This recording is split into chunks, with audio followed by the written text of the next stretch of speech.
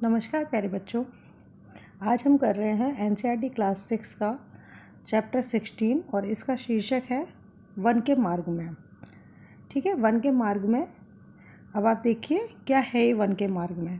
देखिए जो ऊपर चित्र नज़र आ रहा है आपको, इसमें हमारे मर्यादा पुरुषोत्तम श्री राम नज़र आ रहे हैं, ये माता सीता और ये भाई लक्ष्मण। ठीक है, तो वन के मार्ग में जब वो वन में के लिए निकले थे, जब उनके श्री राम के पिता ने, श्री महाराज दशरथ ने अपनी दूसरी पत्नी महारानी कैकेयी की बात मान के श्री राम को 14 वर्ष का वनवास दे दिया था।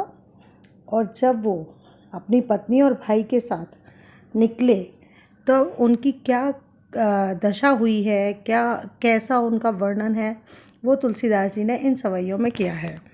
अब हम सबसे पहले जान लेते हैं तुलसीदास जी के बारे में। वैसे तो आप सब लोग तुलसीदास जी के बारे में जानते होंगे कि हमारे घर में जो रामचरितमानस रखी रहती है ना, वो किसने लिखी है? वो तुलसीदास जी ने लिखी है।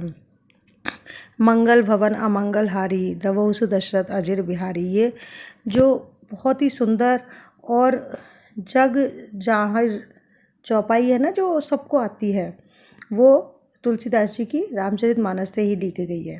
ठीक है, तो ये तुलसीदास जी ने जब श्री राम, माता सीता और उनके भाई लक्ष्मण वनवास के लिए निकलते हैं तो किस तरीके से उनकी दशा है, कितना उनको दुख हो रहा है, कितने वो परेशान हैं, इन सब का वर्णन इन दो सवैयों में किया है। तो आइए हम इन्हें शुरू करते हैं।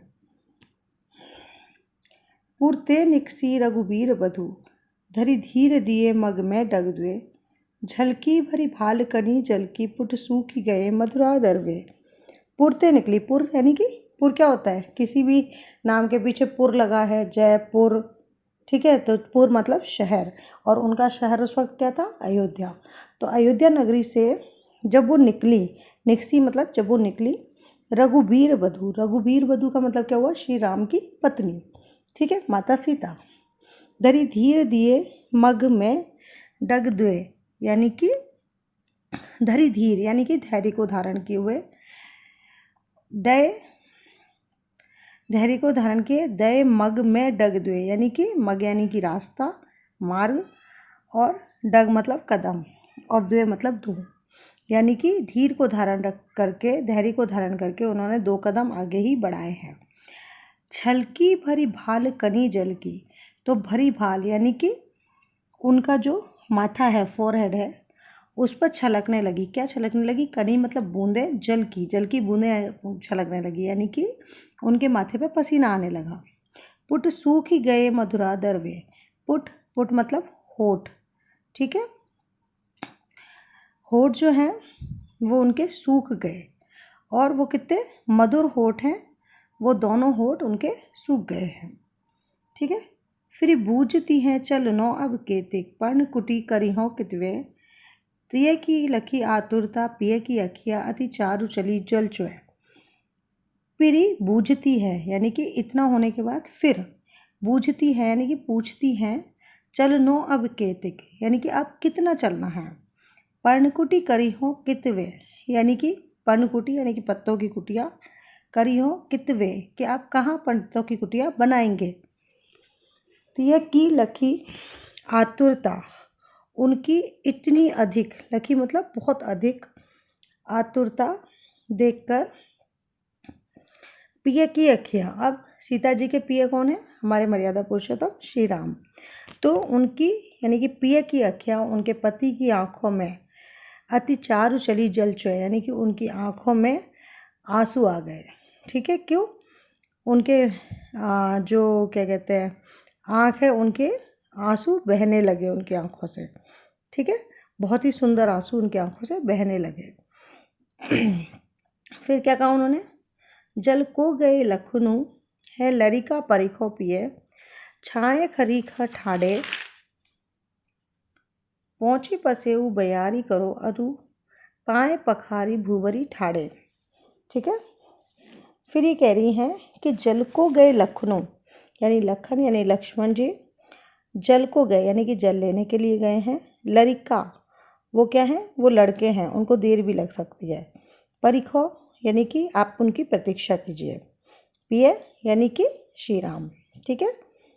छा है खरी है ठाड़े, लेकिन आप थोड़ा छाया में खड़े हो जाएं। छाए खरी है ठाड़े यानी कि आप थोड़े घड़ी भर छाया में ठाड़े मतलब खड़े हो जाएं। पहुँची पसेऊ बयारी करो। ठीक है। पसेऊ मतलब पसीने को पहुँच कर, बयारी करो मैं आपकी हवा कर दूँ। ठीक है।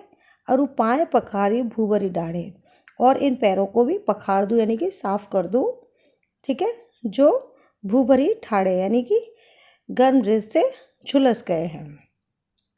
तुलसी रघुबीर प्रियाश्रम जानिके, बैठी बिलम लो कंटन काढ़े, जानकी नाहो को न लख्यो, पुल को तनु बारी बिलोचन बाढ़े। ठीक है।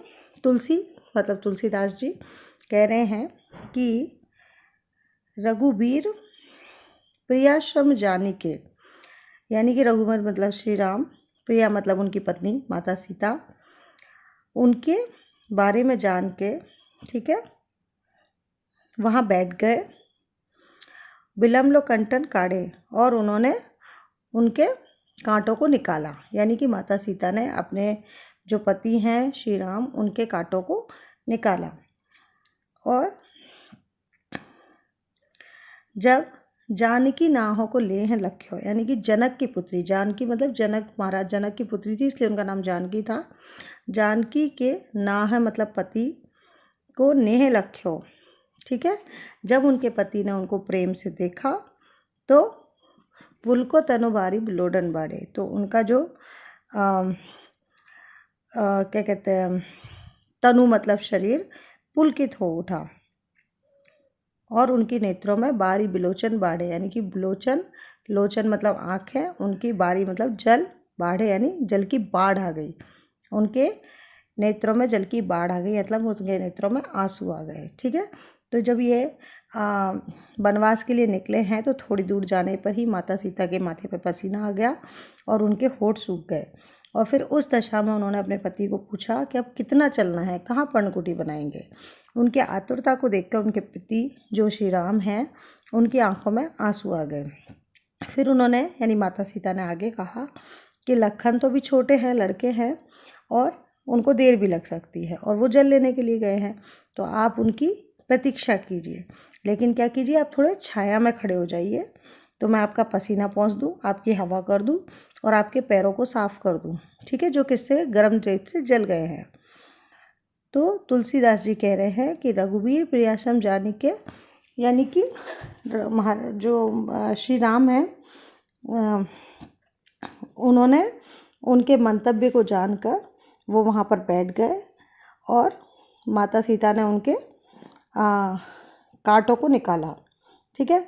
और इस तरीके का जब वो इतना कर्म कर रही हैं, तो जब श्री राम ने उनको प्रेम से देखा तो उनका पूरा शरीर पुलकित हो उठा और नेत्रों में अश्रु आ गए। ठीक है। तो मुझे लगता है कि ये 2 सवैया आपको समझ में आई होंगी, और समझ में आई हो तो प्लीज़ शेयर करना, लाइक करना, सब्सक्राइब करना। हम मिलेंगे फिर से एक नए चैप्टर के साथ एक नए वीडियो में। तब तक के लिए गुड बाय।